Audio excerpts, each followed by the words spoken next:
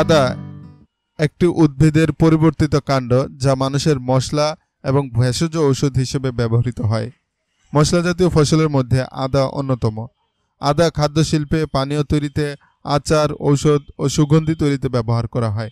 আদা সেই প্রথম মশলাগুলোর মধ্যে একটি যা এশিয়া থেকে ইউরোপে রপ্তানি করা হয়েছিল, যা মূলত মশলার বাণিজ্যের মাধ্যমে পৌঁছেছিল।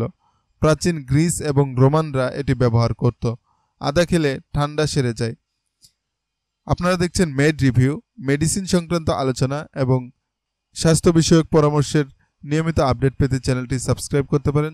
চাইলে ভিডিওটাতে লাইক দিতে পারেন, শেয়ার করতে পারেন। কথা বলছিলাম আদা সম্পর্কে। আদা গাছ বহু বর্ষজীবী উদ্ভিদ। এর কাণ্ড মাটির নিচে থাকে। খাদ্য সঞ্চয়ের ফলে কাণ্ড মোটা হয়ে গ্রন্থির আকার ধারণ করে। একে গ্রন্থিকাণ্ডও বলে। মাটির নিচে রসালো গ্রন্থিকাণ্ড সমান্তরালভাবে অবস্থান করে। আদা গাছের ভূনিম্নস্থ পরিবর্তিত কাণ্ড বা গ্রন্থিকাণ্ড মশলা হিসেবে ব্যবহার করা হয়। আদার ঔষধি ব্যবহার। এটি ভেষজ ঔষধ, মুখের রুচি বাড়াতে এবং বদহজম রোধে আদা শুকিয়ে চিবিয়ে খাওয়া হয়। অধিকন্ত সর্দি, কাশি, আমাশয়, জন্ডিস, পেট ফাঁপায় আদা চিবিয়ে বা রস করে খাওয়া হয়। আদা আপনার গোপন সমস্যা দূর করবে। আবার আদা একটি মহা ঔষধ। হৃদযন্ত্রের কার্যকারিতা ঠিকমতো বজায় রাখতে আদা সাহায্য করে। অর্থকরী ফসলের চেয়ে আদা চাষ করা লাভজনক। বাংলাদেশের টাঙ্গাইল, ময়মনসিংহ, রংপুর, গাইবান্ধা, লালমনিরহাট, নীলফামারী, পঞ্চগড় ও পার্বত্য জেলাগুলোতে ব্যাপকভাবে আদা চাষ হয়ে থাকে। ভারতের পশ্চিমবঙ্গ রাজ্যের অনেক জায়গায় আদা চাষ হয়। আদার পুষ্টিগুণ।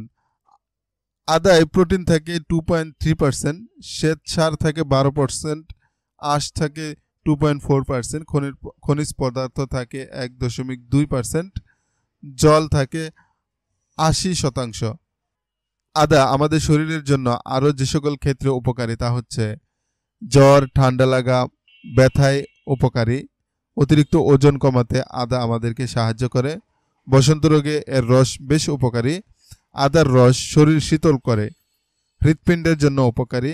এক টুকরা আদা চিবিয়ে তার রস নিয়মিত খেলে হৃৎপিণ্ড ভালো থাকে। হৃদরোগের হাত থেকে রক্ষা পাওয়া যায়। কাশি এবং হাঁপানির জন্য আদার রসের সাথে মধু মিশিয়ে সেবন করলে বেশ উপকার পাওয়া যায়। আদা সম্পর্কে আমাদের আলোচনা এ পর্যন্তই। আশা করছি যারা আদার উপকারিতা সম্পর্কে জানতে চেয়েছিলেন তারা অনেক কিছু জানতে পেরেছেন। ভিডিওটি ভালো লাগলে লাইক, কমেন্ট, শেয়ার এবং সাবস্ক্রাইব করতে ভুলবেন না। দেখা হবে পরের ভিডিওতে ইনশাআল্লাহ। আল্লাহ হাফেজ।